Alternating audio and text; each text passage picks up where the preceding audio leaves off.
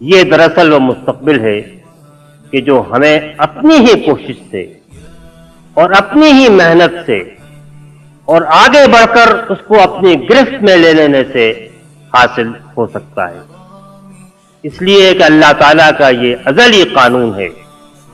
جو اس نے اپنے ہر نبی کی معرفت انسان کو دیا ہے کہ لیس للانسان الا ما سعی، انسان کے لیے اس کے علاوہ اور کچھ مقدر نہیں ہے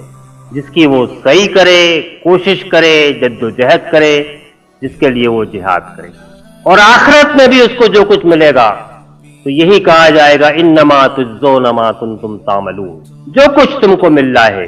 یہ سب اسی کا بدلہ ہے کہ جو تم ماضی کے کل میں، ماضی کا وہ کل جو پیدائش سے لے کر موت تک کے عرصے پر محیط تھا،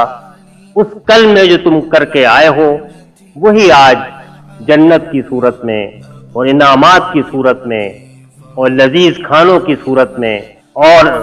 اللہ کے پاس اس کے قرب کی صورت میں تمہارے لیے مقدر ہو گیا۔ کسی خواہش، آرزو،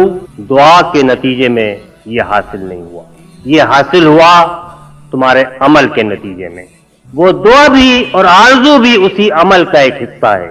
لیکن انما تجزون ما کنتم تعملون جس طرح آخرت کے بارے میں صحیح ہے اس طرح دنیا میں بھی لیس للانسان الا ما سعی،